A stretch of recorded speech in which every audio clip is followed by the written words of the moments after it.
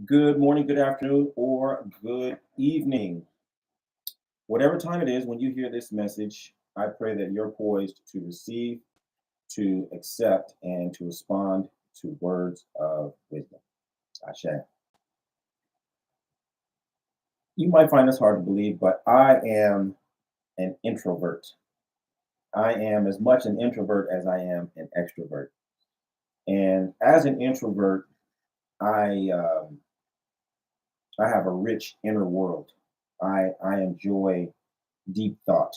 I enjoy contemplating my ideas and I enjoy contemplating other people's ideas. And so I find it quite easily and natural, even to think for days, weeks, years on a subject, analyzing it, mulling it over, looking at it from different perspectives and angles. And as such, thinking is like a journey. And so I like traveling as much as I like thinking because they provide very rich experiences. And when you travel, of course, um, you you you pick up all kinds of emotions, right? Every trip has its own mood, or you start to, find yourself going deeper into a certain mood as you take different journeys and different adventures. You meet different people, on different terrain and the weather and all those different things. It all creates an experience, right? And so that's what thinking means to me, and I love it. And I also love dreams, and I love dreams precisely because my dreams are one of the few experiences that can shift my paradigm just like that.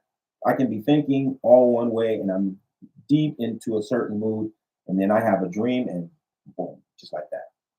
I'm I'm in a different, reality. My entire perspective is now different, and so I'm saying this because last night I had the most amazing dream. Now I have been for several days now, just going deeper and deeper and deeper. I'm having this very profound breakthrough, and I'm seeing and understanding things, and I know something is coming.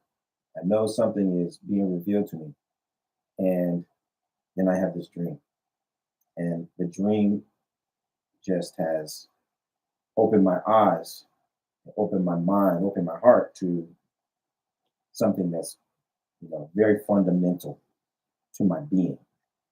It's very refreshing to have this kind of a breakthrough. But the breakthrough reminded me of a quote. And the quote says, if you run from the work, you might as well run from the money too. In other words, if you are really committed to the outcomes, if you want benefits, right, then you got to work. There's no way that you're going to really reliably expect that you're going to get paid and you haven't put in the work. There are no shortcuts to greatness. There are no ways to bypass the effort and the labor that goes into accomplishment. The Yorubas have a similar saying, says, many people would like to make their mark on the world without exerting effort.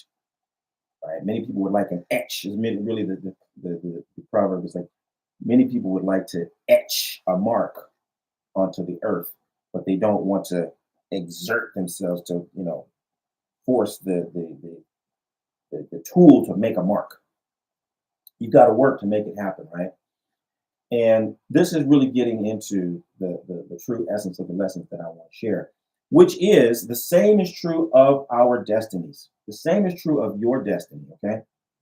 If you really want to reap the benefits of your destiny, if you really and truly want all of the blessings that Ifa promises you, Ifa is speaking of longevity, or Ifa is speaking of good health, Ifa is speaking of wealth, Ifa is speaking of spouse, of home, of children, of victory, progress, Ifa is speaking of elevation. You can have those things. You can realize those things, but you've got to do the work that is necessary to realize those things, right? And the real work that you're doing isn't the external work. The real work that you're doing is the work of self discovery, the work of self acceptance. Because what you're trying to do through our tradition is fulfill your destiny. And your destiny isn't somewhere out there. Your destiny isn't in that task. Your destiny is your identity. Your identity is your destiny, right? Your identity is your destiny. And so the real work is unearthing, you know, exposing, refining, improving your identity, your essence, your character. That is the only work that truly matters within our tradition. And so what happens? We get a glimpse of our true identity. We get a snapshot. We get to walk in the park of our own true identity for a while. We get to be with the people who truly reveal our identities. We get to be engaged in the activities that really reinforce our true identities. We get to be having the conversations and being engaged in the activities that truly reinforce and elevate our identities. But then we also get introduced to the work that is necessary in order for our identities to be cultivated and our identities to be prepared. And this is where we stumble. This is where we pause. This is where we hesitate. This is where we withdraw and we retreat because we don't realize that, oh my goodness, all of this work is involved with being who I am. I can't believe that. That can't be true. And so we go right back into denial. And this is the story of the reluctant hero, right? Every hero is reluctant at certain points in the journey. You can't believe that what they're asking you to do is a part of who you are because you can see, you get a glimpse. I'm the king. I don't have to do that. I know that I'm the king. I've gotten affirmation and reinforcement. I'm the queen. I'm the lawyer. I'm the master. I'm the whatever it is that you've seen and you've got confirmation of who you are. That's just enough for you to understand that this is real. Now comes the real effort. What are you willing to do? What are you willing to be in order to maintain your position on the throne of your destiny? What are you willing to sacrifice in order to maintain your position on the throne of destiny? What are you willing to relinquish? What are you willing to let go of in order to maintain your place on the throne of your destiny? Oftentimes we think, well, I'm not willing to do that. I'm not willing to go there. I'm not willing to give that up. I'm not willing to accept this. I'm not willing to accept that. And in our minds, we think that we can set the limitations on how far we'll go, but still retain the throne. We think that we have the capacity or we are in the position of authority to determine how many times we will accept A, B, or C before we'll stop or cut it off and still maintain our position on the throne. You can say no, you can opt out, but you can't keep yourself on the throne at the same time. They go together. They go together. And so this is in many ways the way our taboos work. Our taboos let us know, yeah, you can have all these things, but you're going to have to also observe this. You must never do this. You must always do that. You can have all of those things, but this other aspect, this other set of behaviors must also be a part of everything that you do. And so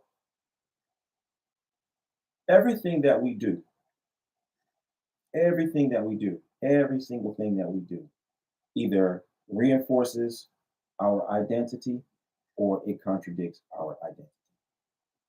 And we know our true identity like we know things in our dreams. You have been in the space. You've had a moment. Maybe it was just a fleeting moment. Maybe it was a whole day.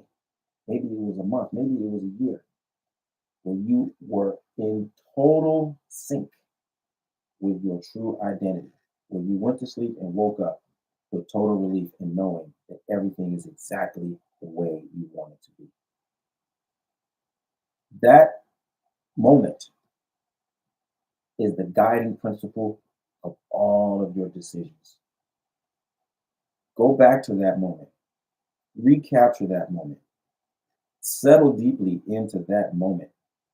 Allow that moment to permeate your heart and your mind and exercise total conviction as you become absolutely resolute that that is the only identity that is real for you.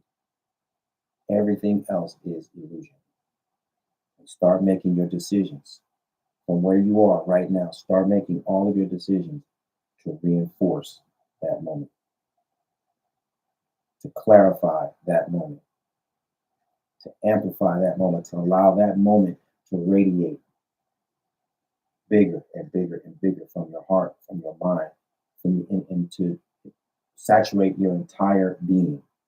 Become one with that moment, that reality of who you really and truly are. And make all of your decisions to reinforce that. And whatever you meet along the way, whatever challenges you meet along the way, whatever difficulties you encounter along the way, consider them just part of the process of becoming who you are meant to be. But you cannot escape your destiny. You can take a detour. You can delay yourself. You can derail yourself, right? But you cannot escape your destiny. That thing that you know within yourself, that won't happen anywhere else. That won't happen in under any other circumstances. That's the only thing that you can live and fulfill. And how wonderful is that? It's the greatest thing ever. It isn't a limiting factor. It's a liberating factor because it means as long as you focus on that, then all these other things are irrelevant. As much as they might be calling your attention, as convenient as they may be, as easy as they may be, as accessible as they may be, as whatever, but those things will never, ever bring you into alignment with that true essence that you know within your mind, within your heart, within your being. And so this is essential. This is the true essence of leadership. When you have the courage and the capacity to start engineering your life in such a way that reinforces your real essence under all circumstances, you develop that courage to continue to choose that essence over ego, to choose that essence over convenience. Then you find yourself as a true leader because you as a leader can only lead people where you yourself are willing to go. If you're not willing to go into the depths of your own essence and honor that and reinforce that and cherish that and protect that, then there's no way that you can help other people to do that, which means you cannot truly lead. And this message is for the leaders. I'm talking to the leaders. I'm talking to the people who are ready, willing, and able to bring about change and transformation through positive influence. If you're one of those people, then I want you to find out how Obafemi Origunwa and the Orisha Lifestyle Academy can help you take your practice and your life to the next level. Visit me at obafemio.com or orishalifestyle.com. And let's start working together to help you live the medicine that will heal your life and heal the lives of those who you are destined to serve. I look forward to working with you. Bye for now. Whatever.